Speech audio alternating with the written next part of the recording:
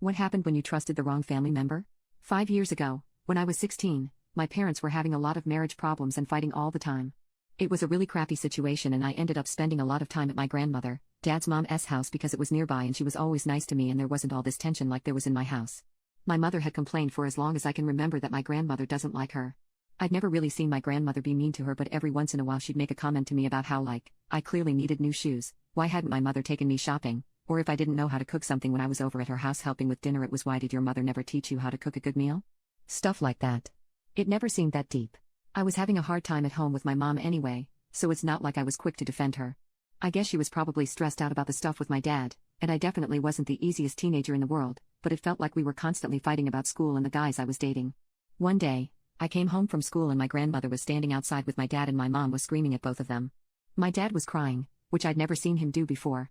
My grandmother said that she saw my mother at a restaurant making out with some other guy. My mom called her a liar and kept screaming at my dad asking him if he was really going to believe this. Then she turned to me and said, "You believe me, don't you?" But my grandmother swore she was telling the truth, so I told my mother I didn't believe her. My mother said that if that was how I felt I could get out of her house with my father. My dad and I went to stay at a hotel that night. I didn't even have anything other than what I'd worn to school that day until a few days later when my mom let me come home to pack a bag.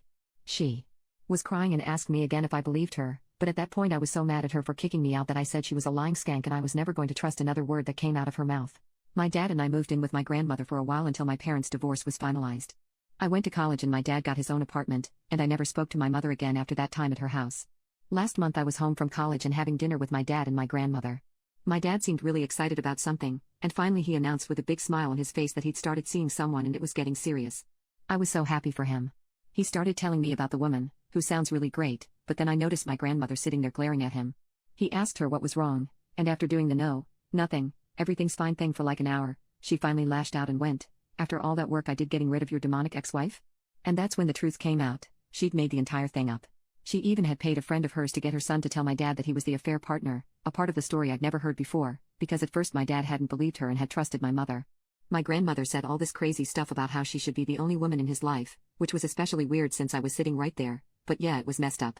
My dad and my grandmother screamed at each other for ages while I hid in my room. After he'd finally kicked her out and told her she was never to contact either of us again, he came into my room crying and he and I just hugged for a long time. We both immediately wanted to reach out to my mother.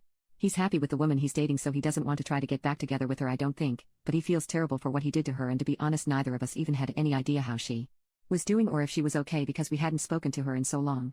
I still had her number so I decided to try texting her. When she didn't answer, I thought maybe she'd changed her number.